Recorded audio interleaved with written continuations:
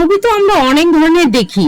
এই মুভির কাহিনী অন্যান্য মুভি থেকে আলাদা। এই মুভিতে দেখানো হয়েছে সারোগেট মাদার মানে যে অন্য সন্তান গর্ভে ধারণ করার জন্য নিজের গর্ভ ভাড়া দেয়, টাকার বিনিময়ে অন্য সন্তান নিজের গর্ভে রেখে তাকে জন্ম দেয়, আর সন্তান জন্ম হওয়ার পর তাদের আসল বাবা মা এসে সন্তানকে নিয়ে যায়। এমনই এক মুভির গল্প দেখবো আজকের এই ভিডিওতে। Hi, this is Irina and you are watching Irina's world. আর আজকের মুভি যশোদা। মুভি শুরুতে দেখি দুজন নেশাখোর একটি লেকের পাশে বসে একটি ফরেনার মেয়ে গোসল করছে, তা লোলুপ দৃষ্টিতে দেখছে।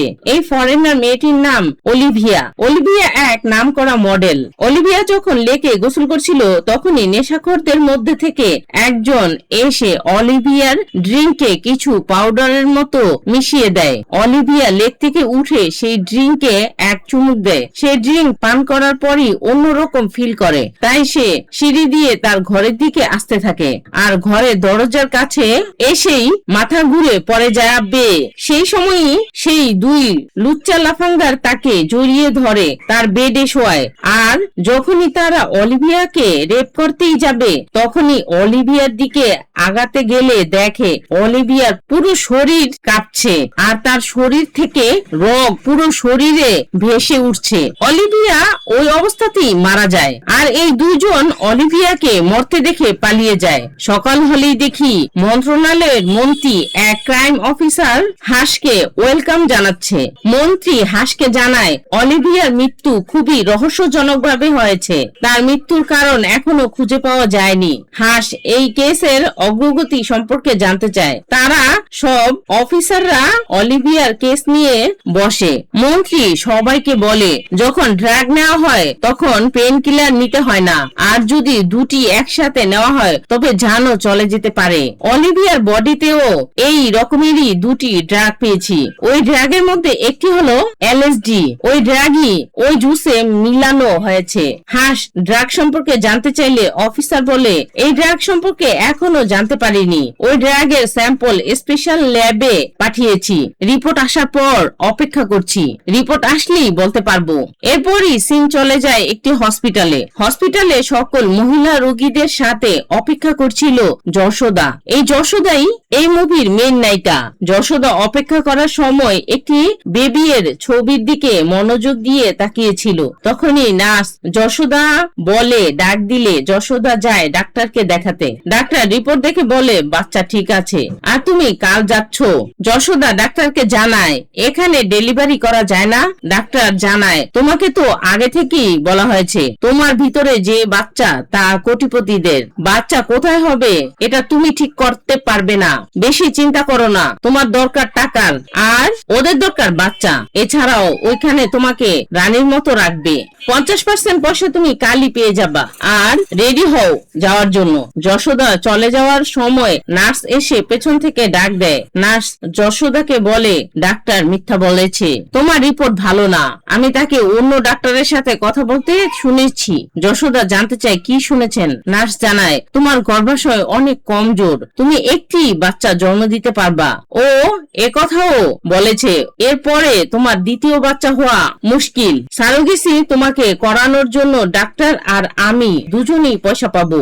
এখনো সময় আছে, ভালো করে ভেবে নাও। যশোদা নার্সকে জানায় আমার বোনের অপারেশন করানোর জন্য টাকার দরকার। এরপরই যশোদা তার বোনের ফটো ও কাপড় ব্যাগে ভরে নেয়। তখনই একজন গ্যাস চেকের নাম করে একটি ব্যাগ নিয়ে আসে। লোকটি চলে যাওয়ার সময় যশোদা লোকটিকে ডেকে তার ব্যাগ নিতে বললে লোকটি বলে ওই ব্যাগ তোমারই, টাকা বুঝে নাও, আর গাড়ি বাহিরে রেডি, তাড়াতাড়ি চলে এসো। যশোদা ব্যাগ চেক করে দেখে ব্যাগ ভর্তি টাকা। তখনই প্রিয়া নামের একটি মেয়ে ঘরে আসলে যশোদা টাকা ভর্তি করা ব্যাগ প্রিয়াকে দিয়ে বলে এই টাকা দিয়ে বিন্দার অপারেশন করাবে, আর আমি কিছুদিনের জন্য এক জায়গায় যাচ্ছি। যশোদা নিজের ঘরে তালা দিয়ে গাড়িতে এসে বসে। গাড়িতে থাকা লোকটি বলে নিয়ম তোমার জানা আছে? যশোদা বলে হ্যাঁ। লোকটি একটি ট্যাবলেট এগিয়ে দেয় আর বলে এটি খেয়ে নাও। যশোদা বলে ট্যাবলেট না খেলে চলবে? লোকটি বলে কোনো প্রশ্ন না, যেতে হলে ট্যাবলেট খাও, না হলে গাড়ি থেকে নেমে যাও। যশোদাও ট্যাবলেটটি খেয়ে নেয় আর গাড়ি চলতে শুরু করে। যশোদা তার ফেলে আসা জায়গার দিকে পেছন ফিরে তাকিয়ে থাকে। এরপরই সিন চলে যায় এক বিউটি কন্টেস্টে। সুন্দরী হিসেবে ঘোষণা করে রেশমি তানভীর ওয়াজ বাই কাশিম। এই সুন্দরী প্রতিযোগিতাকে তখনই সেই স্টেজে সুন্দরী আরশিকে তার বয়ফ্রেন্ড শিবারেটি ফোন করে, আর আরশি তার ফোন পেয়ে বলে আই এম কামিং। সেও চলে আসে শিবারেটির সাথে দেখা করার জন্য। শিবা বলে তুমি আমার এস্টেট দেখেছো? আরশি বলে হ্যাঁ। এটি দেখার পর শিবারেটি আরশির দিকে রোমান্টিক মুডে আসার সময় তার গাড়ির সামনে অন্য গাড়ি চলে আসে। শিবারেটি ও আরশির গাড়িটিতে আগুন লেগে যায়, আর খবরে দেখাচ্ছিল শিবারেটি ও আরশির মৃত্যু হয়েছে। সংবাদ মাধ্যমের লোকেরা সন্দেহ করছে কেউ তাদের মেরে ফেলেছে। আমরা যশোদাকে দেখি, যশোদার চোখ খুলে, আর যশোদা উঠে দেখে তার পোশাক পরিবর্তন করা, এছাড়াও তার হাতে একটি ট্রাকার লাগানো। যশোদা পুরো রুমের দিকে ভালো করে দেখে। সে জানালা দিয়ে তাকিয়ে দেখে একটি কবুতর বসে আছে। যশোদা কবুতরটিকে ধরার জন্য হাত বাড়ায়। তখনই মধু এসে যশোদাকে বলে ওকে ধরতে পারবে না। মধু নিজের নাম বলে, আরো বলে এটা আমার ফ্যাসিলিটি। একটি বক্স টেবিলে রাখতে বলে তার অ্যাসিস্ট্যান্টকে। মধু যশোদাকে আরো বলে তোমার জন্যই এক সন্তানহারা পরিবার তাদের সন্তান পাবে। রুম পছন্দ হয়েছে? যশোদা বলে হ্যাঁ। মধু বলে হঠাৎ করে তোমাকে অপরিচিত জায়গাতে আনা হয়েছে, এর জন্য ঘাবড়াবে না। দেখো তুমি যখনই এই বাচ্চাকে জন্ম দিবে, এই বাচ্চা অনেক ধনী পরিবারে যাবে, আর বাচ্চাকে সুস্থ রাখার পুরো দায়িত্ব আমাদের। তোমার খেয়াল সুধা নামের ওয়ার্ডেন রাখবে, প্রতিদিন চেক আপ করবে ডক্টর গৌতম, আর এখানে একটি ইমার্জেন্সি বাটন রাখা আছে, যখনই দরকার পড়বে বাটন চাপবে। এরপরে দেখি ঋষি নামের এক ইন্সপেক্টর চা পান করছিল। তখনই এক ওয়ার্ড বয় এসে বলে স্যার ডক্টর সাহেব ডাকছে। ঋষিও চলে যায় ডক্টরের সাথে কথা বলার জন্য। ডক্টর ঋষিকে শিবারেটির পোস্টমর্টেম রিপোর্ট দেয়। ঋষি ডক্টরের কাছে জানতে চায় কিভাবে মৃত্যু হলো। ডক্টর জানায় অক্সিজেন কম হওয়ার কারণে মৃত্যু হয়েছে। ঋষি ডক্টরকে ডেকে বলে এটা গাড়ি ব্লাস্ট হওয়ার জন্য মৃত্যু হয়নি? ডক্টর জানায় না, তাদের মৃত্যু হয়েছে এয়ারব্যাগ মেইল ফাংশনের জন্য।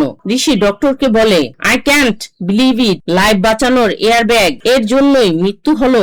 ঋষি জানতে চায় এয়ারব্যাগ এর জন্য এর আগে কারো মৃত্যু হয়েছে?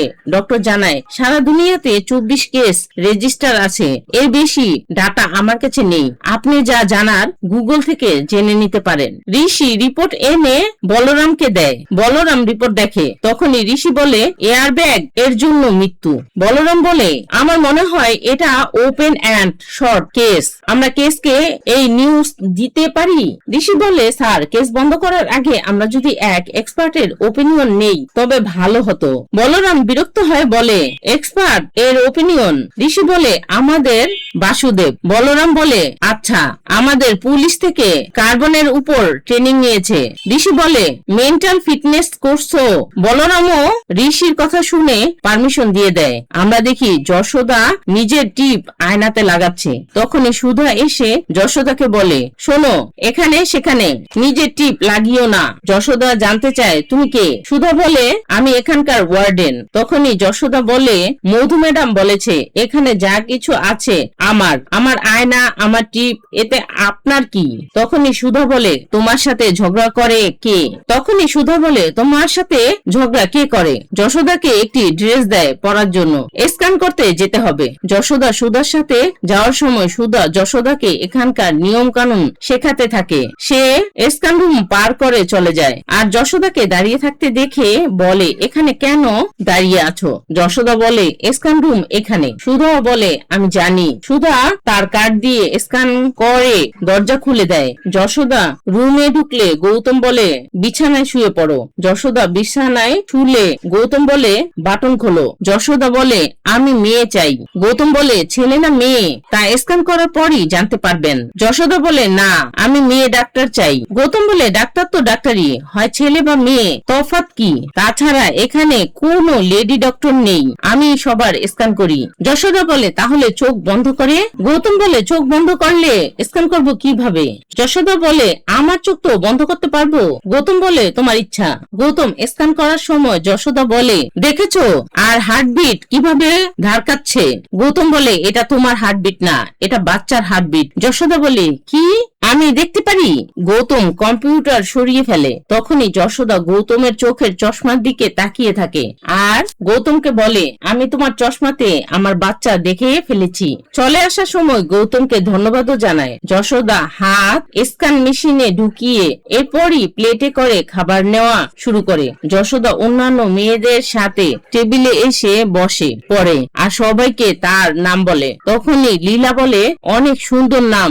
আর আমার নাম? তখনই তেজো কাশি দিয়ে থামতে বলে। আর তেজোর এসব কর্মকাণ্ড দেখে সুধা এসে তেজোকে ধমকি দিয়ে যায় আর বলে, এখানে নতুন অ্যাডমিশন হয়েছে, এখন ও তোমাদের ব্যাচেই থাকবে। তখনই তেজো সহ সবাই তাদের যার যার পেটের বাচ্চার কয় মাস সহ নিজের নাম বলে। যশোদা টেবিল থেকে কিছু নিতে চাইলে তেজো আটকে রাখে। এর জন্য যশোদা সুধাকে ডাক দেয়। সবাই ভাবে যশোদা সবার বিরুদ্ধে কমপ্লেন করবে। সুধা জানতে চায় কি প্রবলেম। যশোদা জানতে চায় কয়টা বাজে। সুধা বলে লাঞ্চ টাইম। বুঝতে পারছো? যশোদা তেজোর কাছে জানতে চায় কি লাগবে। তেজো বলে, জোন 2 তে আমার সকল মাল সামান রাখা আছে, ওইখান থেকে আমার ব্যাগ থেকে এক সিগারেটের প্যাকেট নিয়ে এসো। যশোদা জানতে চায় জোন 2 কোন দিকে। লীলা পথ দেখিয়ে দিলে তেজো লীলাকে ধমক দেয় আর বলে, তুমি খুঁজে বের করো। যশোদা চলে যায় জোন 2 তে। সেখানে থাকা সিকিউরিটি গার্ড যশোদাকে দেখে ফেলে আর সে আসতে থাকে। সে যখনই যশোদাকে ডাক দিবে তখনই গৌতম চলে এসে যশোদার কাছে জানতে চায় এখানে কেন এসেছো। যশোদা জানায়, আমার ব্যাগ নেওয়ার জন্য এসেছি। ওই ব্যাগে আমার বোনের ছবি আর কাপড় আছে, এগুলো ছাড়া আমার ঘুম আসে না। গৌতম বলে, ব্যাগ দেওয়া মানা, আর তোমরা যখনই এখান থেকে চলে যাবে তোমাদেরকে সেই ব্যাগ দিয়ে দেওয়া হবে। যশোদা বলে, ছোটবেলা থেকে আজ পর্যন্ত আমি আমার বোনকে ছাড়া থাকিনি, আমার ওর কথা অনেক মনে পড়ছে। ওই ব্যাগে ওর ড্রেস আছে, ওইটা সাথে রাখলে আমার ঘুম আসবে। গৌতম বলে, দেখো এখানে পেশেন্ট এলাও না। যশোদা বলে, কে পেশেন্ট? আমাকে কি পেশেন্ট মনে হয়? গৌতম বলে, এখানে তুমি চিৎকার করতে পারবে না, তুমি যতই চিৎকার করো তোমাকে ব্যাগ দিবে না। চলো, কেউ দেখে নিলে সমস্যা হয়ে যাবে। এরপরেই দেখি বলরাম সেই গাড়ির কাছে আসে আর ঋষিকে ডেকে বলে, পেয়েছো কিছু? ঋষি বলে, উনি মিস্টার বাসুদেব। বলরাম জানতে চায় কিছু পেয়েছেন?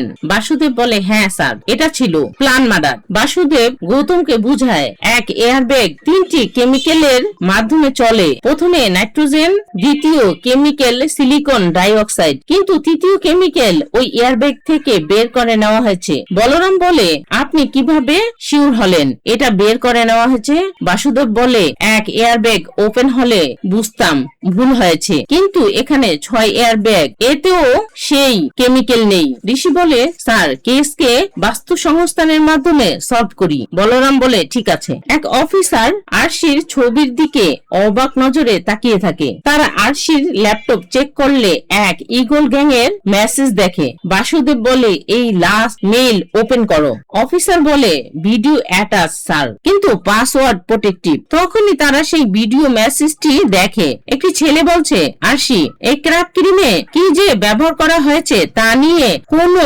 প্রপার ইনফরমেশন নেই, তাই তোমার জন্য এই প্রোডাক্টের কন্ট্রাক্টে সাইন না করাই ভালো। বাসুদেব বলে, কি এই ক্র্যাপ? তখনই আমরা দেখি একটি মেয়ে বাথটাবে দুধ দিয়ে গোসল করছে আর তার পাশ থেকে একটি মেয়ে এসে ক্র্যাপ ক্রিমের মাধ্যমে সুন্দর হওয়ার কথা বলে। এই বিজ্ঞাপন গিরিধারের ছেলে সোনুও দেখছিল। বাসুদেব সোনুর কাছে আসে। সোনু জানতে চায়, আপনারা কে? ঋষি বলে, আমরা পুলিশ। সোনু জানতে চায় কি ব্যাপার? ঋষি বলে, আপনাদের প্রোডাক্টের ডিটেইলস চাই। সোনু বলে, আমার কাছে এই সম্পর্কে কোনো ডিটেইলস নেই, আপনার যা জানার মেইলের মাধ্যমে জানতে চান। সোনুর কথা শুনে বাসুদেব চলে আসে। বাসুদেব বলে, সোনু সম্পর্কে জানার চেষ্টা করো। অফিসাররা বলে, স্যার সব বের করে ফেলেছি। সোনুর বাবার নাম গিরিধার, উনার প্রোডাক্ট সেন্ট্রাল গভর্নমেন্ট অনুমতি দিয়ে দিয়েছে। আমরা কোনো প্রমাণ ছাড়া তার বিরুদ্ধে কোনো অ্যাকশন নিতে পারবো না। ওইদিকে তেজো সহ সবাইকে খাবার আপামা দিতে আসলে সবাই তো আপামা দেখে বিরক্ত হয়, কিন্তু লীলা বলে এটা ভালো। তেজু বলে আজ তো ম্যানেজ করতেই হবে। তখনই তেজুর পাশে এসে বসে যশোদা আর তেজুকে একটি সিগারেটের প্যাকেট দেয়। এতে তেজু খুশি হয়ে যশোদাকে সসের বোতল এগিয়ে দেয়। তখনই সুধা এসে তেজুর কাছে জানতে চায়, আমার ট্যাব পাচ্ছি না, তুমি নিয়েছো নাকি? তেজু তার পেটে থাকা বাচ্চাকে বলে, কিছুক্ষণ আগে ট্যাবলেটের জায়গায় ট্যাব খেয়েছো নাকি? সুধা এরপরও বলে, নিয়ে থাকলে দিয়ে দাও, ট্যাব ছাড়া কোনো কাজ ঠিক ভাবে হচ্ছে না। কাজল উঠে বলে, এভাবে কিক মারছো, ফুটবল প্লেয়ার হবে নাকি? তখনই লীলা এসে কাজলের পেটে হাত রেখে বলে, এভাবে ধমক দিলে চুপ হবে না, ওকে লরি শোনাতে হবে, বলে নিজেই গান গাওয়া শুরু করে। লীলার লরি শুনে যশোদার তার বোনের সাথে কাটানো সময়ের কথা মনে পড়ে যায়। সুধা ব্যস্ত হয়ে ট্যাব খুঁজতে থাকলে যশোদা এসে সুধার কাছে বাম চায়। সুধা বাম খুঁজতে ব্যস্ত হলে এই সুযোগে যশোদা ট্যাবটি সুধার ফাইল এর ভিতরে রেখে দেয়। এই দৃশ্য লীলাও দূর থেকে দেখে। লীলা বলে, তুমি ট্যাব নিয়েছিলে? যশোদা বলে, এখানে আসার পর ওর সাথে আমার প্রথম ঝগড়া হয়, তাই একটু শাস্তি দিলাম। বাসুদেব ও তার দলবল এসে পৌঁছায় সুরেশের ঘরে। বাসুদেব দরজা দেখে বলে, 2 দিন ধরে এই দরজা খোলা হয়নি। একজন দরজা ভেঙে ফেলে। তারা সবাই ঘরের ভিতরে ঢুকে দেখে সুরেশ চেয়ারে মরে পড়ে আছে। বাসুদেব ডিপ ফ্রিজ দেখে বলে, এই ডিজাইন একটু ব্যতিক্রম, চেক করো। তারা ফ্রিজের ভিতরে থাকা একটি বক্সে একটি ড্রাগের বোতল পায়। ঋষি বলে, এটা টেস্ট করলে কোনো না কোনো প্রমাণ অবশ্যই পাবো। আলতাফ নামের এক সায়েন্টিস্ট ল্যাবে এই ওষুধ টেস্ট করে ঋষিকে জানায়, কিছুদিন আগে অলিভিয়ার হত্যার নিউজ এসেছিল, মনে আছে? ঋষি বলে, হ্যাঁ। আলতাফ বলে, ওই হিরোইনের অ্যাডপসি রিপোর্ট অনুযায়ী ওর বডিতে অ্যালার্জি মেডিসিন ছাড়াও কিছু মাত্রায় আমরা মিস্ট্রি ড্রাগও পেয়েছি। তুমি ওই দিন যে স্যাম্পল পাঠিয়েছো আমি সেটি ল্যাবে টেস্ট করেছি, একই মিস্ট্রি ড্রাগ পেয়েছি। যশোদা আয়না দেখে এক টিপ পড়ে। তখনই গৌতম চলে আসে যশোদাকে চেক করার জন্য। যশোদা বলে, সেই দিনের কথা মধু ম্যাডামকে না জানানোর জন্য ধন্যবাদ, তুমি লোক ভালো। তোমার বিয়ে হয়েছে? গৌতম বলে, না। যশোদা বলে, এখনো করনি? তুমি তো দেখতে বেশ গুড লুকিং, কেন বিয়ে করনি? গৌতম বলে, টিপে তোমাকে সুন্দর লাগে। যশোদা বলে, ও তুমি রোজ এটাই দেখো আমি টিপ লাগিয়েছি কিনা।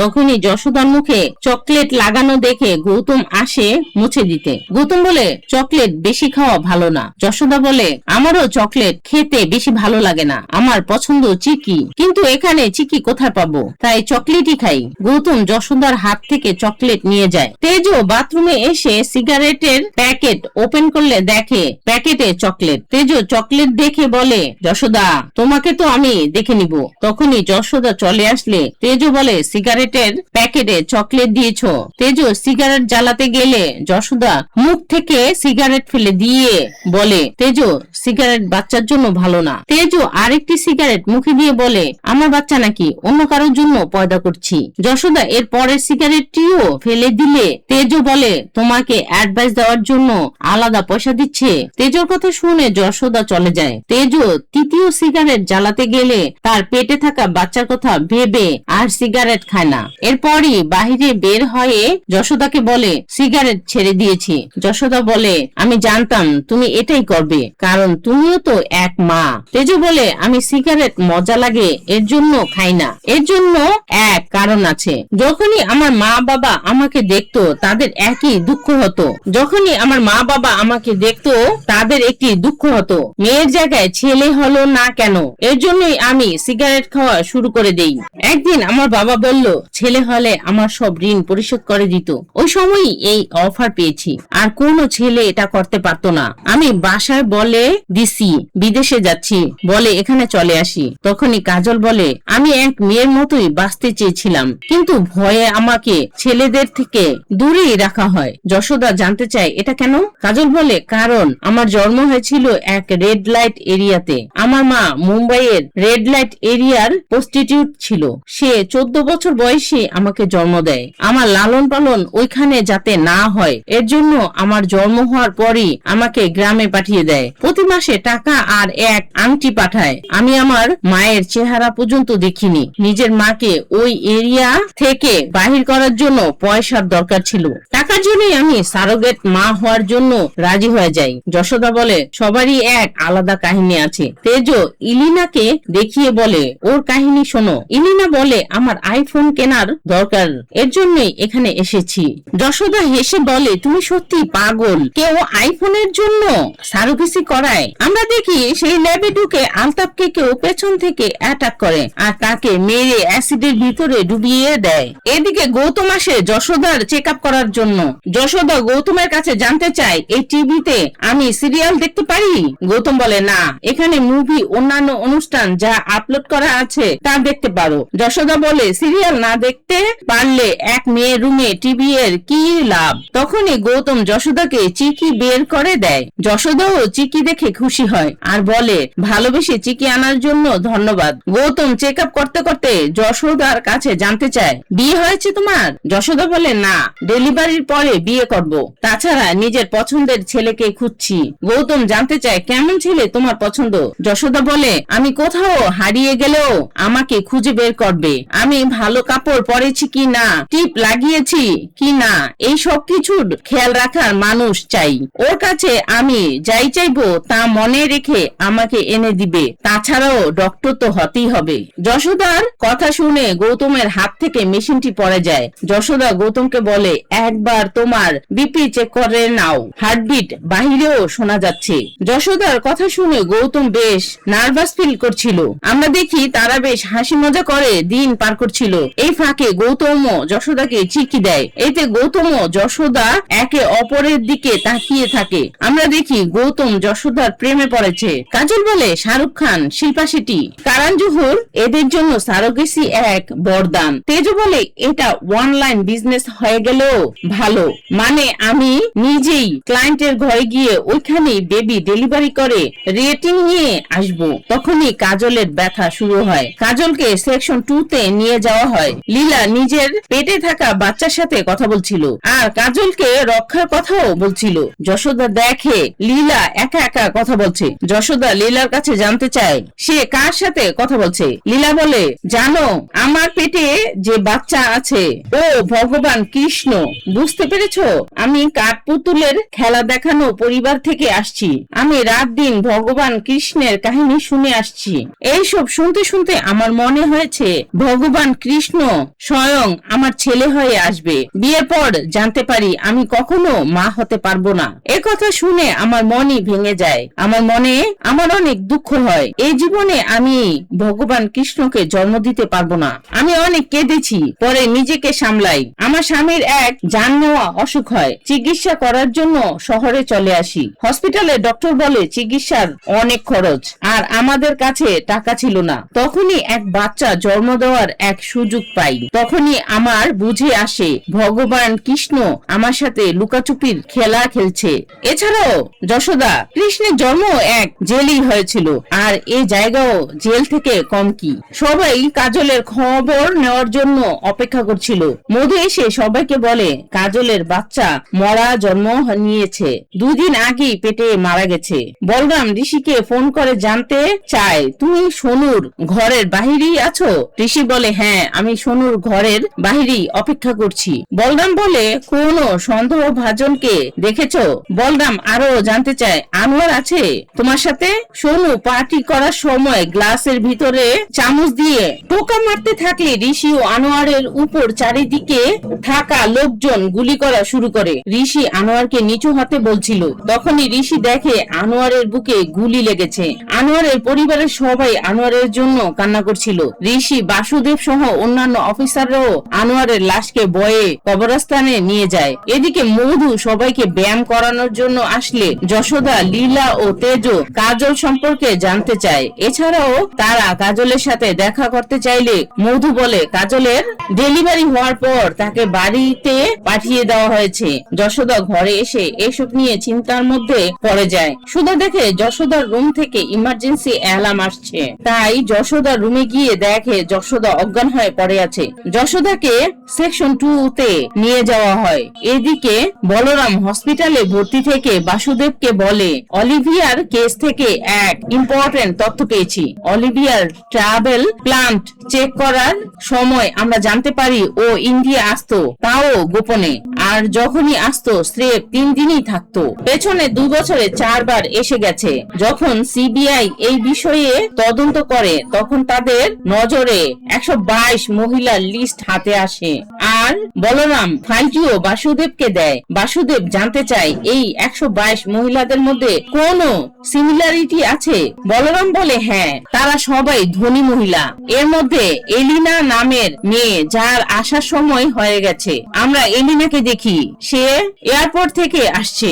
আর এলিনাকে চারদিক দিয়ে পুলিশ পাহারা দিচ্ছিল। যশোদা চোখ মেললে দেখে এক নার্সের হাতে কাজলের আংটি। যশোদা আবারও চোখ বন্ধ করে নেয়। নার্স তাকাতেই যশোদা উঠে চারিদিকে দেখতে থাকে। আর তখনই গৌতম এসে যশোদার কাঁধে হাত রাখে। তখনই যশোদা অজ্ঞান হওয়ার ভান করে গৌতমকে জড়িয়ে ধরে। আর সামনের দিকে তাকালে দেখে একটি ঘর থেকে ফ্রিজের মতো ঠান্ডা হিম বাতাস বের হচ্ছে। তখনই মধু এসে দেখে যশোদাকে গৌতম বুকে করে ধরে রেখেছে। তাই মধু জানতে চায় কি হয়েছে যশোদার। গৌতম বলে ডাস্টাফোবি ফিল হয়েছে। মধু বলে চিন্তা করো না যশোদা, তুমি ঠিক হয়ে যাবে। মধু একটি চোখের মাস্ক পরিয়ে দেয়। গৌতম যশোদাকে সেকশন 1 এ এনে সুধাকে বলে ওকে রুমের ভিতরে নিয়ে যাও। সুধা ও যশোদাকে তার রুমের দিকে নিয়ে যেতে থাকে। আর পেছন থেকে গৌতম যশোদাকে দেখছিল। আমরা দেখি এলিনা গাড়ি থেকে নেমে একটি ফাঁকা জায়গায় দাঁড়িয়ে থাকে। আর ঋষি ও বাসুদেব এলিনার পিছু করছিল। এলিনাকে নেওয়ার জন্য আরেকটি গাড়ি চলে আসলে এলিনা সেই গাড়িতে উঠে পড়ে। এলিনার গাড়িটি চলতে শুরু করলে ঋষি ও বাসুদেব সেই গাড়িকে ফলো করছিল। তখনই সেখানে থাকা একটি লোক কাউকে মেসেজ করে এ খবর জানিয়ে দেয়। লীলা আসে যশোদাকে দেখার জন্য। লীলা যশোদাকে তার শরীর কেমন আছে জানতে চায়। লীলা বলে তোমার কমজোর ফিল হচ্ছে। যশোদা বলে না, শুধু চক্কর আসছে। লীলা বলে বেচারা কাজল, জানি না এই লোকেরা কাজলকে টাকা দিয়েছে কিনা আর তার মাকে ছাড়াতে পেরেছে কিনা। আর ওই সেকশন 2 তে তুমি কাজলকে দেখেছো? যশোদা বলে ও চলে গেছে, তোমাকেও ওইখানে নিয়ে গেছে যেখানে ওকে নিয়ে গিয়েছিল। যশোদা বলে জানি না লীলা, এখানে সবকিছু একই রকমের। লীলা বলে এখানের ঘরগুলো বড়, তারপরও সবকিছুই আজব মনে হচ্ছে। এখানে ফ্রিজ আছে, এসি আছে, এরপরও মন শান্তি হচ্ছে না। তখনই আসি এসে লীলাকে ওষুধ খাওয়ার কথা বলে নিয়ে যায়। আর যশোদাকে বলে এখানে তো সবকিছু ঠিকই চলছে, তবুও তোমাদের সমস্যা কি? যশোদা বলে এখন কয়টা বাজে জানো? তারিখ কি, মাস কি, কিছুই জানো? তখনই আরশি বলে তোমার যা জানার মধু ম্যাডামের কাছে জেনে নাও। আরশি চলে যায়। যশোদা জানালাটি খোলার চেষ্টা করে। এদিকে সুধাকে গৌতম একটি ওষুধ দেয় যশোদাকে দেওয়ার জন্য। যশোদা চাকু দিয়ে জানালার নাট খুলতে থাকে। এরপরে জানালা খুলে কবুতর ধরতে গেলে দেখে সামনে আয়না। যশোদা আয়নাতে বাড়ি দিলে পুরো ঘরের লাইট অফ হয়ে যায়, মানে পুরো রুমে হলোগ্রাম সেট করা। আমরা দেখি সুধা ও যশোদার দরজা খুলে ভিতরে ঢুকে পড়ে। আর যশোদা কাপ হাতে নিয়ে দাঁড়িয়ে থাকলে সুধা বলে এই নাও, গৌতম স্যার দিয়েছে। তখনই তেজ এসে যশোদাকে জানায় লীলার পেন উঠেছে। যশোদা ও তেজ সেকশন 2 এর দিকে যেতে থাকে। বাসুদেব ও ঋষি যে গাড়িটিকে পিছু করছিল সেই গাড়িটিকে পিছু করতে দেখে রাস্তার পাশে থাকা একজন মেসেজ পাঠিয়ে দেয়। এদিকে যশোদা কৌশলে গৌতমের পকেট থেকে যে কার্ডটা নিয়েছিল সেই কার্ড ধরে তার আয়নাতে থাকা টিপ দিয়ে তৈরি করা মানচিত্র দেখছিল। বাসুদেব ও ঋষি যে গাড়ি পিছু করছিল সেই গাড়িটিকেও আর খুঁজে পায় না। এদিকে বাসুদা সেকশন 2 তে ঢুকে পড়ে। আর এদিকে বাসুদেব ও ঋষিদের গাড়িকে এক রাখাল মহিষ গিয়ে তাদের পুরো গাড়িটি আটকে রাখে। যশোদা ভিতরে ঢুকে দেখে জেনি তার সামনে দাঁড়িয়ে। জেনি বলে তুমি ভিতরে যেতে পারবে না, এখানে দরজা খুবই শক্ত। যশোদা বলে এসব তুমি কিভাবে জানলে? জেনি তার পেটে থাকা বেবি পাম্প খুলে ফেলে আর বলে আমি ওদেরই লোক। একথা বলি যশোদার উপর হামলা শুরু করে দেয়। যশোদাও জেনির সাথে মারামারি শুরু করে। এক পর্যায়ে জেনি মারা যায়। এরপরই যশোদা সেই কার্ড দিয়ে চলে যায় অপারেশন রুমে। সেখানে গিয়ে দেখে লীলা সেখানে নেই আর বেডে রক্ত লেগে আছে। নাগু সিসিটিভি ফুটেজ দেখেই চলে যায় স্টোর রুমে। সেখানে গিয়ে দেখে সবকিছু এলোমেলো ভাবে পড়ে আছে। এছাড়াও দেখে জেনি মৃত্যু অবস্থায় পড়ে আছে। নাগু তৎক্ষণাৎ মধুকে জানায় জেনি মরে গেছে। মধু জানতে চায় কে মেরেছে। মধু ও নাগু মিলে ফুটেজ চেক করতে শুরু করে। তারা স্ক্রিনে দেখে যশোদাকে। যশোদা দেখে সেই হিম ঘর থেকে ধোঁয়া বের হচ্ছে। যশোদা সেই কার্ড দিয়ে ওই রুমের মধ্যে ঢুকে দেখে কাজলের লাশ আর একটু আগালে দেখে লীলার লাশও পড়ে আছে। নাগু সেই হিম রুমে ঢুকে যশোদাকে ডাকতে থাকে। যশোদাও সেই রুম থেকে বের হয়ে অন্য এক রুমে চলে যায়। যশোদা সেই রুমে ঢুকে দেখে অসংখ্য বাচ্চা বোতলবন্দি হয়ে আছে। যশোদা এই দৃশ্য দেখে চিৎকার করলে নাগু এসে যশোদাকে তার রুমে নিয়ে যায়। ঋষি বাসুদেব মহিষ থাকার রুমে এসে আটকা পড়ে। ঋষি একটি পর্দা সরাতেই দেখে বিভিন্ন মনিটরে বিভিন্ন ভিডিও চলছে। ঋষি বাসুদেবকে বলে, স্যার দুনিয়ার কোথায় কি হচ্ছে আমরা সবকিছু এখানেই দেখতে পাবো। This is knowledge room. এদিকে দেখি নাগু বিছানায় শুয়ে যশোদাকে দেখছে। যশোদার জ্ঞান ফিরে এলে যশোদা হাতের বাঁধন ছোটানোর চেষ্টা করে। তখনই নাগু এসে বাসুদাকে টাচ করতে থাকে। নাগু আরো বলে প্রেগনেন্ট মহিলা তার খুবই পছন্দ। বাসুদাও তার মেইন পয়েন্টেই এক লাথি মারে। নাগু নিজেকে ঠিক করছিল আর বাসুদা সেই সুযোগে নিজেকে বাঁধন থেকে ছাড়িয়ে নেয়। এখানে নাগু ও যশোদার মধ্যে জবরদস্ত মারামারি হতে থাকে। নাগু যশোদাকে রেপ করতে গেলে যশোদা উল্টো নাগুকে মারতে মারতে বলে এখানে কি হচ্ছে। নাগু বলে আমি কিছুই জানি না, শুধু মধু ম্যাডামই বলতে পারবে। যশোদা নাগুর গেম বাজিয়ে দেয়। যশোদা মনিটরের দিকে তাকালে দেখে মধু কোথাও যাচ্ছে। যশোদা জুম করে রুমের পাসওয়ার্ডও দেখে নেয়। এরপরই নাগুর একটি জামা পরে পাসওয়ার্ড চেপে মধু রুমে গিয়ে ঢুকে আর কম্পিউটার ওপেন করতে চেষ্টা করে, কিন্তু কম্পিউটার অন করতে পারে না। যখনই আলমারি খুলে ফাইল চেক করতে থাকে তখনই শুনে মধু গান গাইতে গাইতে গাছে পানি দিচ্ছে। মধু যশোদাকে দেখে বলে কি হয়েছে যশোদা, এই ব্যথা কিভাবে পেলে? তুমি কিছু খুঁজছো? বলো আমাকে বাসুদা, বলো। তখনই বাসুদা একটি সার্জিক্যাল চাকু দিয়ে মধুকে বলে এখানে কি হচ্ছে। মধু বলে এখানে সারোগেসি হচ্ছে। তখনই গৌতম চলে আসলে যশোদা মধুর গলায় চাকু ধরে। গৌতম বলে যশোদা চিন্তা না করে ওকে মেরে ফেলো। যেভাবে তুমি ফেসে গেছো তেমনি ভাবে আমিও ফেসে আছি, ওকে মেরে ফেলো। আর তোমার যা প্রমাণের দরকার তা এই হার্ড ডিস্কেই আছে। যশোদার হাত কাঁপছিল দেখে গৌতম বলে আমাকে দাও। যশোদাও গৌতমের কথায় বিশ্বাস করে চাকুটি গৌতমকে দিলে গৌতম সেই সময়ই পোল্টি নিয়ে উল্টো যশোদার গলায় চাকু ধরে। যশোদার গলার রগ কাটার কথা বলতে থাকে। যশোদাকে চেয়ারের সাথে বেঁধে রেখে মধু যায় গলার কাটা অংশে মেকআপ করতে। মধু গৌতমকে বলে ও চাকু ধরে রেখেছে আর তুমি ওকে উস্কে দিচ্ছিলে। মধু যশোদাকে বলে কি জানতে চাও আমার কাছে জিজ্ঞাসা করতে? জেনিকে মেরেছো, মর্চুয়ারি রুমে গিয়েছো, অ্যাসিড রুমে গিয়েছো, এইসব ওই ডিজার্ভ করে। তখনই পেছন থেকে মধু বলে উঠে মমতাজের জন্য শাহজাহান তাজমহল বানিয়েছে। জানো গৌতম আমার জন্য কি করেছে? আমাদের ইন্টেরিয়র কলেজ বিউটি প্রেজেন্টেশনে নিয়ে যাওয়া হয়। সেখানে চিফ মিনিস্টার গিরিধারও উপস্থিত হয় আর গৌতম দর্শকদের সারিতে বসা ছিল। গিরিধার এসে সবাইকে নমস্কার জানায় আর বলে আমি বিউটি কন্টেস্টের জন্য মানা করে দেই, কিন্তু আমার উপর প্রেসার করা হয়। গিরিধার বলে আমি বিউটি কন্টেস্টের প্রতি ঘৃণা পোষণ করি, কারণ এতে আছেই কি আসল সৌন্দর্য হচ্ছে ভিতরের সৌন্দর্য এবং এক সুন্দর মন যা চেহারায় মেকআপ ক্রিম লাগানোর দরকারই হয় না। তখনই পেছন থেকে মধু বলে উঠে আই এম সরি স্যার, আমি আপনার মতের সাথে একমত না। একজন বিচারক এসে মধুকে কিছু বলতে নিষেধ করলে গিরিধার বলে বলতে দেন ওকে। তখনই মধু মাইক নিয়ে সবার সামনে এসে সামনে থাকা লোকদের কাছে জানতে চায় আপনাদের মধ্যে কার কার ঘরে দেবদেবীর ছবি লাগানো আছে। গৌতম সহ অনেকেই হাত তোলে। মধু সবার কাছে জানতে চায় এদের মধ্যে এমন কোন ছবি আছে যা দেখতে সুন্দর না? সবাই হাত নিচু করে। মধু বলে, ভগবানের ছবি সুন্দর না হলে চলবে, কেননা আমাদের ওইখানেও সুন্দর ছবি লাগবে। So beauty is god. সবাই মধুর কথা শুনে হাতে তালি দেয়। মধু আরো বলে, মন্ত্রীর সামনে এত কথা বলার পর আমি জানি আমি ডিসকোয়ালিফাইড হয়ে যাব, কিন্তু তবুও ভালো, আমি নিজেকে নিয়ে গর্ববোধ করি আর মন্ত্রীকে ধন্যবাদ জানিয়ে চলে যায়। কিন্তু গিরিধারের মধুর মুখে মধুর কথা শুনে বেশ ভালো লাগে। গিরিধার মধুর দিকে তাকিয়ে থাকে। এরপরই গৌতম আসে মধুর সামনে দাঁড়িয়ে বলে, তুমি ঠিকই বলেছ মধু, সৌন্দর্য তো সবারই পছন্দ।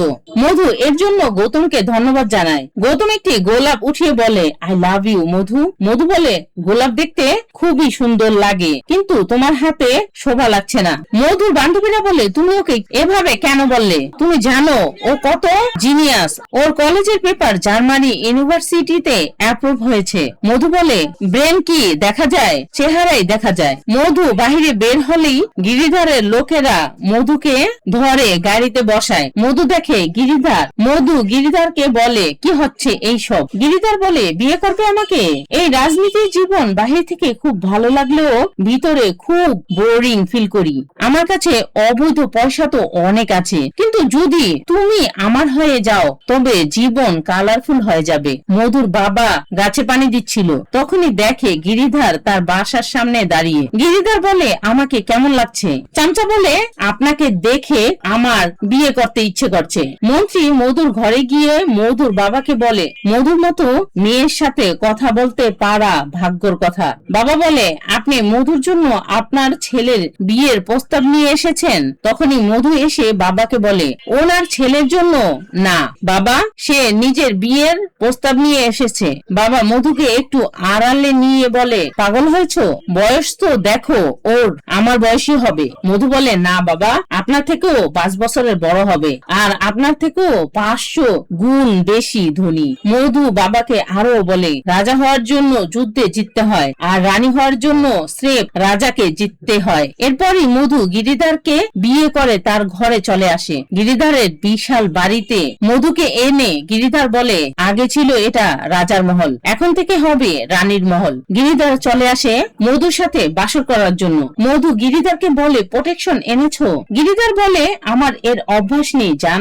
মধু বলে, আমি যদি প্রেগনেন্ট হয়ে যাই তবে সৌন্দর্য কমে যাবে। গিরিধার বলে, এটা আমার সমস্যা না। একথা বলে নিজের কাজে ব্যস্ত হয়ে পড়ে। মধু গিরিধারের পয়সা দেখে তাকে আর কিছুই বলতে পারে না। একসময় মধু প্রেগনেন্ট হয়ে যায়। মধু নিজেকে আয়নাতে দেখে, সাথে সাথে ডাক্তারের কাছে চলে যায়। ডাক্তার জানায়, তোমার বর্ণা নামের এক রেয়ার রোগ হয়েছে। এই রোগ হলে তাড়াতাড়ি বয়স বেড়ে যায়, মানে কিছুদিনের মধ্যেই তুমি 60 বছরের বুড়ি হয়ে যাবে। এটা তখনই শুরু হয়েছে যখন তুমি প্রেগনেন্ট হয়েছো। মধু বলে, তাড়াতাড়ি চিকিৎসা করো। ডক্টর বলে, সরি, দুনিয়ার কোথাও এর চিকিৎসা নেই, অ্যাবর্শনও রিস্কি হবে। মধু আয়না ভেঙে নিজের হাতের রগ কেটে আত্মহত্যা করার চেষ্টা করে। মধুকে দ্রুত হসপিটালে আনলে ডাক্তার গিরিধারকে বলে, আপনি চিন্তা করবেন না, রক্ত দেখে বেহুশ হয়ে গেছে। গিরিধার ডাক্তারের কাছে জানতে চায়, একটা কথা বলেন, ওর চেহারা সুন্দর মানে প্রথমের মতো কবে হবে? ডক্টর বলে, ও আগের মতো সুন্দর কখনো হবে না। গিরিধার ডক্টরের মুখে এসব কথা শুনে তার অ্যাসিস্ট্যান্টকে বলে, ওকে তার বাড়িতে পাঠিয়ে দিবে, আর আমার সাথে দেখা করতে চাইলে দেখা করাবা না, স্রেফ কথা বলিয়ে দিবা, আমার সামনে যাতে না আসে। গিরিধারের এসব কথা মধুও শুনছিল। মধু বেডে শুয়ে থাকলে গৌতম আসে মধুর সাথে দেখা করার জন্য। মধু বলে, আমি কতটা বৎসরূপ দেখতে হয়েছি এটা দেখার জন্য এসেছো? গৌতম বলে, না, আমি তোমার সৌন্দর্য ফিরিয়ে দিতে এসেছি। মধু বলে, ডক্টর বলেছে দুনিয়ার কোথাও এর চিকিৎসা নেই, তবে তুমি কিভাবে করবে? গৌতম বলে, আমি তোমাকে সুন্দর বানিয়ে দেখাবো। জার্মানি ইউনিভার্সিটিতে যে পেপার আমি সাবমিট করেছি এটা এই রোগের রিসার্চ এর জন্যই। এর জন্য আমি এতটা কনফিডেন্ট ভাবে বলছি, কিন্তু একটা শর্ত আছে, যখন তুমি সুন্দর হয়ে যাবে তখন আমার সাথেই থাকতে হবে, ওয়াদা করো। মধু কোনো উপায় না দেখে গৌতমের কথা মেনে নেয়। মধু চলে আসে গৌতমের ল্যাবে। গৌতম একটি শুকনো গোলাপে স্প্রে মারে আর গোলাপটি সাথে সাথে সতেজ ও তাজা হয়ে যায়। মধু তো এই দৃশ্য দেখে অবাক হয়ে যায়। এরপরই গৌতম মধুর উপর বিভিন্ন রিসার্চ চালাতে থাকে। এরপরই গৌতম তার কাজে সাকসেস হয়। মধু আগের চেয়েও বেশি সুন্দর হয়ে যায়। গৌতম মধুকে যখনই কিস করতে করতে যাবে তখনই কেউ এসে গৌতমের মাথায় আঘাত করে। গৌতম সামনের দিকে তাকিয়ে দেখে গিরিধর চলে এসেছে। মধুও গিরিধরকে দেখে বলে, এত লেট কেন করেছো? গিরিধর মধুকে দেখে বলে, কি সুন্দর হয়েছো, আগের থেকেও বেশি। মধু বলে, এত দেরি করেছো যে ও আমাকে বিয়ে করে সংসারও শুরু করে দিত। গিরিধরও স্লো মৌসুমে বলে, ট্রাফিক জ্যাম। আর গিরিধর তার লোকদের বলে, মারতে থাকো গৌতমকে। গিরিধরের লোকেরাও গৌতমকে মারা শুরু করে। মধু নিজের চেহারা আয়নাতে দেখতে দেখতে বলে, আসল খুশি তো আমি টাকা থেকেই পেয়েছি, আর তা তুমি না, গিরিধরই আমাকে দিতে পেরেছে। এরপরই গৌতম উঠে গিরিধরের লোকদের মারা শুরু করে। হ্যাভি স্টাইলে গিরিধরের লোকদের মারতে থাকে, যা দেখে গিরিধরও ভয় পেয়ে যায়। গৌতম হাসতে হাসতে বলে, মধুর সাথে যা যা করার 6 মাসের মধ্যেই করে নাও। মধু জানতে চায় এরপর। গৌতম হাসতে হাসতে বলে, তোমার সৌন্দর্য চলে যাবে, আবারও আগের মতো হয়ে যাবা। মধু বলে, তুমিই তো বলেছো আমি ঠিক হয়ে গেছি। গৌতম বলে, আমি কি কোনো ঋষিমুনি যে তোমাকে বরদান দিব?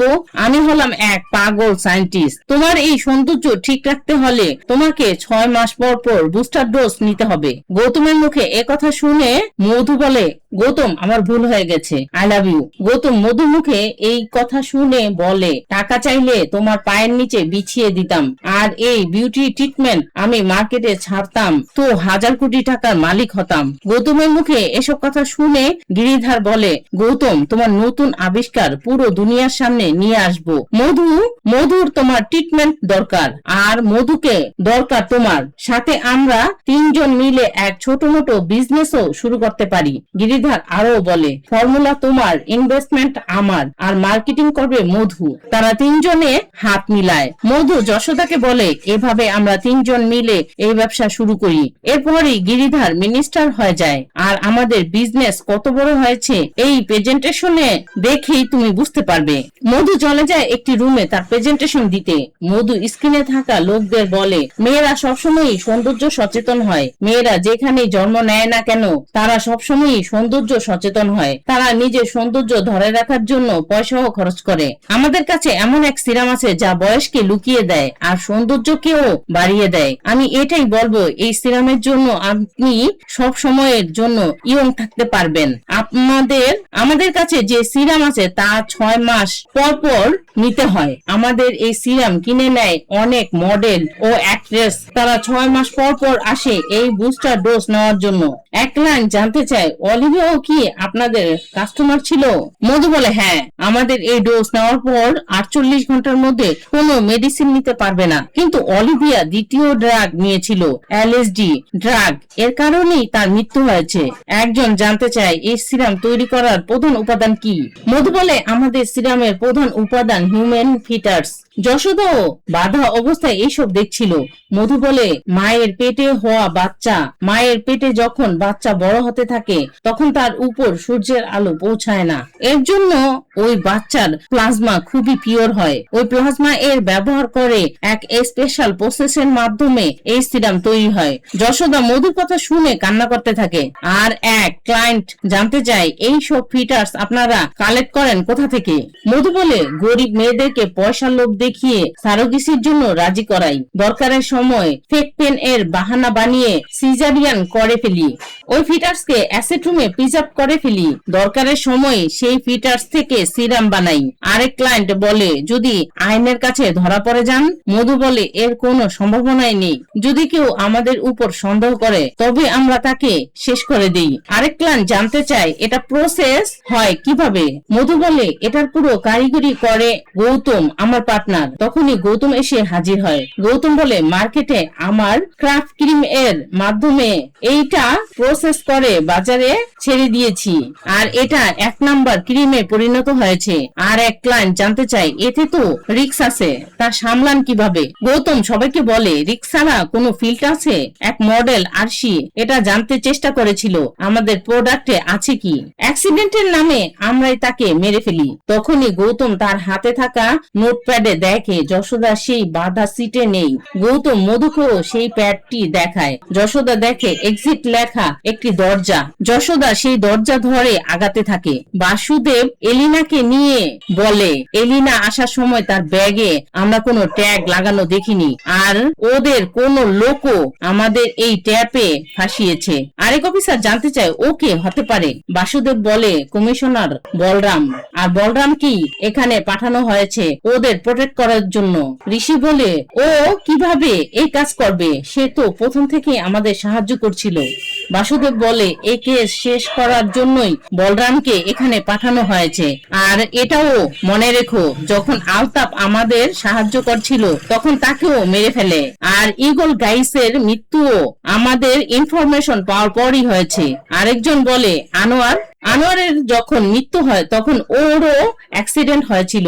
বাসুদেব বলে, ও তো মরেনি। আর তখনই আমরা বলরামের ভণ্ড চেহারা দেখি। তখনই বলরাম এসে সবার সাথে দেখা করে আর বলে, আমাদের কেসে ছোট মোটো ক্লু জানার জন্য আমরা আপনাকে ব্যবহার করি। আর বলরাম পিস্তল হাতে নিয়ে বলে, আপনাদের সবাইকে ওইখানেই পৌঁছে দিব যেখানে আনোয়ারকে পাঠিয়েছি। আমরা দেখি যশোদা সেই পথ পাড়ি দিয়ে একটি ঢাকনা খুলে, যা দিয়ে সে বাইরে বেরিয়ে আসে। যশোদা চারিদিকে তাকায় আর তার পেছন থেকে একটি কুকুর এসে যশোদাকে কামড়াতে চায়। যশোদা কুকুরের থেকে বাঁচার জন্য দৌড়াতে দৌড়াতে পাহাড়ের ঢালের সামনে এসে পড়ে। তখনই কুকুরটি গৌতমের বাঁশি বাজার শব্দে থেমে যায়। গৌতম এসে বলে, তোমাকে এক ভিআইপি এর মতো ট্রিট করেছিলাম, কিন্তু তুমি আমাকে ডিসঅ্যাপয়েন্টমেন্ট করেছো। মিলো আমার পালিত কুকুরের সাথে। আমার এক ইশারায় ও তোমার উপর ঝাপটে পড়বে, তোমার মাংস খাবে, তোমাকে উপরেও পৌঁছে দিবে। তুমি এখান থেকেও নিচে ঝাঁপ দিয়েও জান দিয়ে দিতে পারো। তো উপরে যাবে নাকি নিচে? চলো, তোমাকে তৃতীয় অপশনও দিচ্ছি। তোমার পেটে আমাদের যে অ্যাসেট আছে তা এক ব্রাজিলিয়ান ক্লায়েন্ট চেয়েছিল। তো আমার কথা মানলে তোমাকে এমন মৃত্যু দিব যা থেকে তুমি যন্ত্রণা পাবে না। বাসুদাকে ধরে বলে, প্রমিস করছি। এদিকে বলরামের কাছে ফোন আসে। গিরিধার বলে, হে বলরাম, কাজ হয়েছে? বলরাম বলে, স্যার আপনারই কাজ করছি। এই দেখেন, বাসুদেবের মাথায় বন্দুক ধরে রেখেছি। এই সিন দেখে আপনার ভালো লেগেছে? গিরিধার বলে, ওইখানে সিনেমার শুটিং চলছে নাকি? বহুত কিছু দেখেছি, ফটাফট উড়াও ওদেরকে আর প্রমোশন নিয়ে নাও। বাসুদেব বলে, তোমাকে থ্যাঙ্কস, কারণ তুমি ফোন করে বলে দিয়েছো তোমার পেছনে ওই গিরিধার। বলরাম বলে, ইন্টেলিজেন্ট ম্যান। বাসুদেব, এখন তো তুমি মরবে, কি করবে? এদিকে গৌতম যশোদাকে মধুর কাছে নিয়ে আসে। মধু বলে, আসো যশোদা, অ্যাসিড দেওয়া ছাড়াই তুমি পালিয়েছিলে। জানো আমি কতটা চিন্তিত ছিলাম। গৌতম বলে, সন্দেহ তো আমার তোমাকে জোন 2 তে দেখি হয়েছে। সেটা ক্লিয়ার করার জন্যই আমি ভালোবাসার অভিনয় করি। আর ওই দিন তুমি বেহুশ হওয়ার নাটক করে আমার অ্যাক্সেস কার্ড চুরি করেছো। আমি জানি। তোমাকে দেখার জন্য যখন তোমার রুমে যাই তুমি সেখানে ছিলে না। অনেক সন্দেহ হয়। উইন্ডো ভাঙা ছিল। আমি তোমার হাতের ব্যান্ড ও দেখি। যখন আমি ফিরে আসি তুমি মধুর গলায় চাকু ধরেছিলে। তুমি কে যশোদা? যশোদা বলে, আমি লীলাকে। মধু বলে, না, মর্চুয়ারিতে লীলাকে দেখার পরও তুমি অন্য কাউকে খুঁজছিলে। কাকে? গৌতম বলে, তোমাকে এক ড্যামও দেখাবো। দেখো, এটা এক ফরেস্ট গেস্ট হাউস যা পাহাড়ে ঘেরা। আমাদের ধরার জন্য আসা গেস্টদের আমি কিভাবে স্বাগত জানাই। ল্যাপটপ ওপেন করে বলরামকে হাই বলে। বলরাম গৌতমকে দেখেও হাই বলে। গৌতম বলরামকে বলে, দেরি করো না, তাড়াতাড়ি শেষ করে দাও। বলরাম বাসুদেবের মাথায় পিস্তল ধরলে যশোদা ও গৌতমের মাথায় পিস্তল ধরে। তখনই মধু বলে, ওকে মেরো না, এটা তোমার কাজ না। বলরাম রেগে বলে, কে রে তুই? গৌতম বলরামকে বলে, পিস্তল নিচে নামাও। বলরামও পিস্তল নিচে নামিয়ে রাখে। বলরাম বললে, লুকিয়ে কেন আছো? সাহস থাকলে সামনে আসো। তখনই যশোদা গৌতমের পেছনে এসে দাঁড়ায়। যশোদা বলে, সাহস কেবল পুরুষদের মধ্যে আছে। তখনই ঋষি গান উঠিয়ে নেয়। যশোদা গৌতমকে বলে, আমার হাতে গান দেখে চমকে গেছো নাকি ভয় পাচ্ছ? মধু বলে, গান নামাও। যশোদা বলে, তোমরা তো সব দেখেছো। তোমরা আমাকে নাগুকে মারতে দেখেছো, এটা দেখোনি গান কোথা থেকে নিলাম? গৌতম বলে, তুমি গান ঠিকই নিয়েছো, কিন্তু এটা চালানো সহজ না। যশোদা বলে, লিভারপুল করতে হবে না 9M মডেল 50 মিটার। যশোদা গান এর বিস্তারিত বলে, আরো বলে সেফ ট্রিগার চাপার বাকি, আর গুলি তোমার মাথার ভিতরে ঢুকে যাবে। বাসুদেব বলরামকে বলে, আমার এক পা না থাকলেও হাত অনেক আছে। যশোদা বাসুদেবকে বলে, স্যার এটাই মেইন ক্রিমিনাল। গৌতম বলে, পুলিশ দেখি রিপোর্ট করা শুরু করে দিয়েছো। বাসুদেব বলে, ওর রিপোর্ট করার দরকার নেই, ও নিজেই পুলিশ। বলরাম, মধু, গৌতম যশোদার দিকে তাকায়। বাসুদেব আরো বলে, ও হলো ওয়েল ট্রেন পুলিশ, এছাড়াও আমার গর্ব করার মতো স্টুডেন্ট। আমরা যশোদার ট্রেনিং নেওয়ার বিভিন্ন দৃশ্য দেখি, এছাড়াও তার বোনের সাথে কাটানো বিভিন্ন দৃশ্য দেখতে পাই। বাসুদেব যশোদার ঘরে যায় আর যশোদার কাছে জানতে চায় কি হয়েছে। যশোদা বলে, নিয়োগ পাওয়ার জন্য এক পুলিশ যশোদার কাছে 20 লক্ষ টাকা ঘুষ দাবি করে। এছাড়াও যদি যশোদা টাকা না দিতে পারে তো তার সাথে ইন্টিমেট হতে হবে, তবেই যশোদা পুলিশের চাকরি পাবে। অফিসার এর মুখে এই কথা শুনে যশোদা সেখান থেকে চলে আসে। বাসুদেব বলে, ওকে তো দেখে নিব। যশোদা বলে, স্যার এই কথা বাহিরে গেলে আমাদের মতো গরিব মেয়েরা এই পথে চলা বন্ধ করে দিবে। যশোদা আর বাসুদেবের সব কথা যশোদার ছোট বোন বৃন্দা বাহিরে দাঁড়িয়ে শুনছিল। যশোদা ঘুম থেকে উঠে দেখে বৃন্দা বিছানায় নেই। যশোদা দরজা খুললে দেখে এক টাকা ভর্তি ব্যাগ সহ চিঠি রাখা। যশোদা চিঠি খুললে দেখে বৃন্দা চিঠিতে লিখেছে, তোমার কাছে যা ঘুষ চেয়েছে ওদের এই টাকা দিয়ে পুলিশ হয়ে যাও। তখনই এই কথা আমি বাসুদেবকে বলি। আমি আর যশোদা মিলে বৃন্দাকে অনেক জায়গায় খুঁজেছি। আমরা খবর পাই বৃন্দা গভর্নমেন্ট হসপিটালে সবসময় যাওয়া আসা করত। যখনই আমরা সেই হসপিটালে ফোকাস করি তখনই মনে হচ্ছিল সেখানে কোনো গড়বড় চলছে। আমাদের ছেলেরা ওইখানে কাজ করা এক নার্সকে ট্র্যাক করে, যে হসপিটালে আসা গরিব মেয়েদের সাথে কথা বলতো। আমরা ওই নার্সকে বৃন্দার ছবি দেখাই। নার্স বলে, এই মেয়ে বলেছে ওর আর্জেন্ট টাকা লাগবে। আমি বলেছি সারোগেসির জন্য তৈরি থাকলে পয়সা পেয়ে যাবা। যশোদা নার্সের কাছে জানতে চায় বৃন্দা কোথায়। নার্স বলে, সেসব আমি জানি না, আমি বলেছি 5 বছরে 5 সন্তানের জন্ম দিতে হবে, আর ও কন্ট্রাক্টে সাইন করে দিয়েছে। ও স্রেফ 20 লাখ টাকা চেয়েছিল। বাসুদেব বলে, তুমি এত কিছু জানো, তবে এটা জানো না ও কোথায়। নার্স বলে, সত্যি জানি না স্যার, মেয়েদের মানিয়ে কন্ট্রাক্টে সাইন করানোই আমার কাজ। এরপরে বাস্কো নামের এক এজেন্ট আসে, আমাকে 30,000 দেয়, এরপরই আমার কাজ শেষ। ঋষি বলে, বাস্কোকে 1 হাত দিলেই সব জানতে পারবো। নার্স বলে, বাস্কো এক লোক না, সব এজেন্টকে বাস্কো ডাকা হয়। ঋষি বলে, সারোগেসির নামে কি হচ্ছে সেখানে তা জানার জন্য এক সাহসী মেয়েকে পাঠাতে হবে সেখানে। তখনই বাসুদা বলে, আমি যাব স্যার। বাসুদেব বলে, না বাসুদা, তোমার অফিসিয়াল পোস্টিং এখনো হয়নি, ডিপার্টমেন্টের তরফ থেকে কোনো সাপোর্টও পাবা না।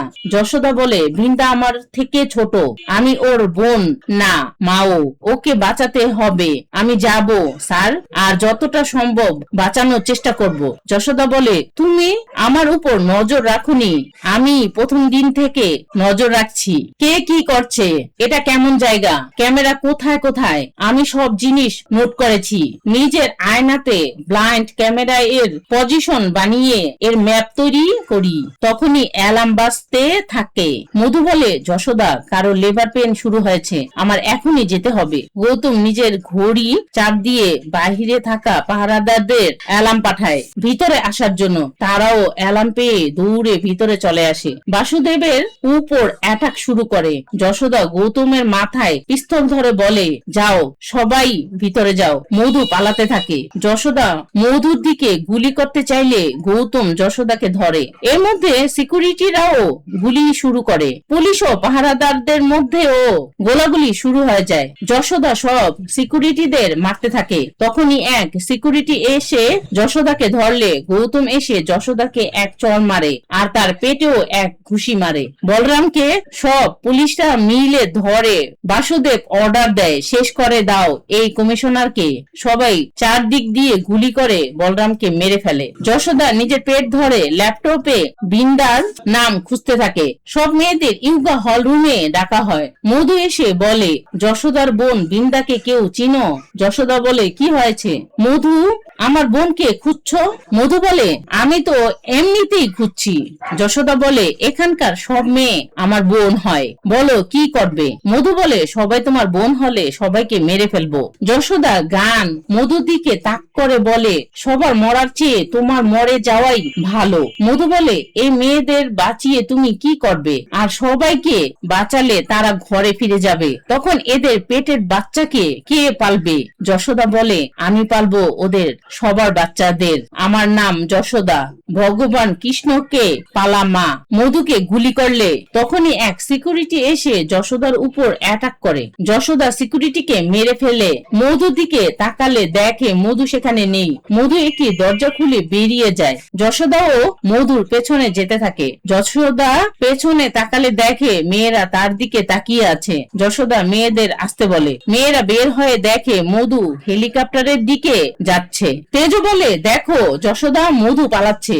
যশোদাও মধুর পেছনে গুলি করে তার সামনে আসতে বলে। মধু এসে বলে, যেতে দাও আমাকে, আমি সব গরিব মেয়েদের টাকা দিয়ে সেবা করেছি। যশোদা বলে, কি ধরনের সেবা? মায়ের পেটেই বাচ্চাকে মেরে দেওয়া সেবা নাকি? মধু বলে, আমার ফ্যাসিলিটিতে বাচ্চা পয়দা করা কোনো বড় কথা না। দেখো সব মেয়েদের এখানে থাকা, সব মেয়েদের কোনো পুরুষ ছাড়া প্রেগনেন্ট বানিয়েছি। আর আমার সামনে এই গর্ব বাচ্চার কথা বলো না। যশোদা বলে, এক বাচ্চাকে জন্ম দিয়ে তুমি ওর মা হলে তবেই এর মহত্ব সম্পর্কে জানতে। মধু বলে, তুমি কিভাবে জানো আমি বাচ্চার জন্ম দিয়েছিলাম কিনা? যখন গৌতম আমাকে সুন্দর বানানোর জন্য প্রথমবার আমার উপর এক্সপেরিমেন্ট করেছিল তখন এক ফিটার চেয়েছিল। তখন আমার 5 মাস চলছিল। আমি ওকে বলি, তুমি চাও তো আমার বাচ্চা নিয়ে নাও। গৌতম বলে, অ্যাবর্শনও রিস্কি হবে। মধু বলে, সুন্দর না থাকলে আমি বাঁচতে চাই না। আমি রেডি এর রিস্ক এর জন্য। আমি নিজের বাচ্চাকে ব্যবহার করে সুন্দর হয়েছি। যশোদা বলে, তোমার মতো চুড়াইলের কথা কোনোদিন শুনিওনি। সব মেয়েরা বলে তুমি ডাইনি, পেটনি, তুমি নরকে যাবা। সবাই আগাতে থাকলে মধু এক পাথরের সাথে ধাক্কা লেগে পাহাড় থেকে পড়ে মরে যায়। গৌতম গুলি লাগা অবস্থায় একটি বাক্স নিয়ে পালাচ্ছিল। যশোদা মন খারাপ করে বলে, আমার বোনকে খুঁজে পাচ্ছি না। তেজু বলে, তোমার বোন? তখনই পেছন থেকে একটি মেয়ের চিৎকার ভেসে আসে। ঋষি ও পুলিশ অফিসাররা মিলে বৃন্দাকে নিয়ে আসে। যশোদা বোনকে জড়িয়ে ধরে। বৃন্দা যশোদাকে জিজ্ঞাসা করে, তুমি পুলিশ হয়েছো? তখনই তার লেবার পেন শুরু হয়ে যায়। যশোদা কেঁদে কেঁদে বলে, কেউ তো সাহায্য করো। বাসুদেব ঋষিকে বলে, কি করেছো? ঋষি বলে, স্যার মেডিকেল টিমকে খবর দিয়েছি, তারা রাস্তায় আছে, তাদের আসতে 1 ঘন্টা লাগবে। তখনই সুধা এসে বলে, আমি দেখছি আপনাদের মনে হয় আমি ওদের মতো, কিন্তু এটা না, আমি ওর ডেলিভারি করাবো। সুধা বলে, মেয়েরা ঘেরা বানাও।